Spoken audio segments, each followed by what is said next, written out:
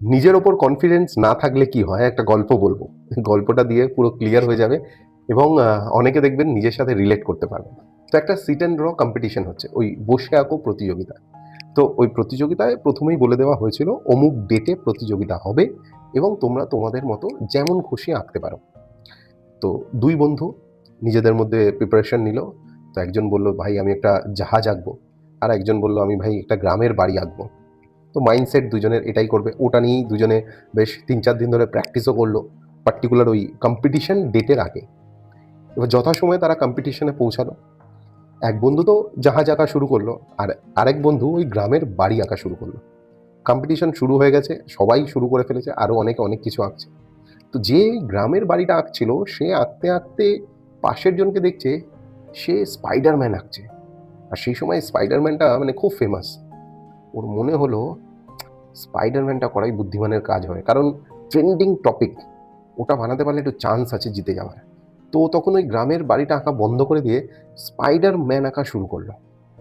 এবার ও স্পাইডারম্যান আঁকতে গিয়ে বুঝতে পারলো যে যেহেতু ও প্র্যাকটিস করেনি, স্পাইডারম্যানটা ঠিক স্পাইডারম্যানের মতো হচ্ছে না, অন্য কিছু হয়ে যাচ্ছে। তখন ও ভাবলো কি করা যায়।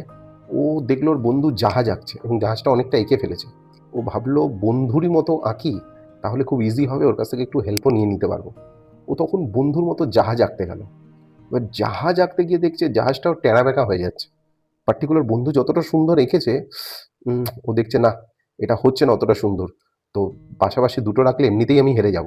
তো ও ভাবলো কি, ছেড়ে দিই, আমি যেটা প্ল্যান করছিলাম ওই সমুদ্র, নদী, পাহাড়, গ্রামের পরিবেশ, ওটাই আঁকি। সে যখন ওটা আঁকা শুরু করলো, শুরু হওয়ার সাথে সাথেই টাইম আপ হয়ে গেল, সময় শেষ। আমরা অনেকে এভাবেই লাইফের জার্নিটা শুরু করি, কোনো একটা দিক দিয়ে শুরু করি, কোনো একটা জিনিস ধরে শুরু করি। যেই দেখি পাশের জন ওটাতে সাকসেস পাচ্ছে, তখন মনে হয় ওটাই ঠিক, আমিও ওটাই করব। আমি জানি যে ওতে হয়তো আমার সেইভাবে নলেজ নেই, বা ওটা আমার কাপ অফ টি নয়, ওটা আমার ভালোবাসার জায়গা নয়। তবুও ও সাকসেস পেয়েছে, ও টাকা কামাচ্ছে, ও একটা গাড়ি কিনেছে, আমাকে ওটাই করতে হবে। আবার ওটাতে গিয়ে যখন দেখা যায় যে না, হচ্ছে না, ও কোনো ব্যাপার হবে, কোনোভাবে হয়ে গেছে ওর, আমার এটা হবে না, আমি বরঞ্চ ওইটা করি। তো এইটা, ওইটা, সেইটা করতে গিয়ে আল্টিমেটলি কোনোটাই হয় না।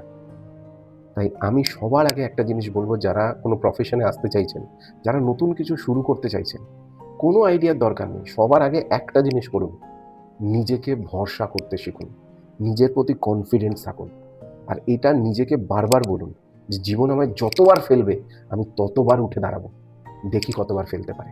আপনার মধ্যে যদি এই মাইন্ডসেটটা চলে আসে না, যে আমি হারবো না, আমি ওটাই করব যেটা আমার মন চায়, যেটা সঠিক, যেটা আমার ফিউচারের জন্য বেটার, আপনি দেখবেন একদিন ঠিক সাকসেস পাবেন।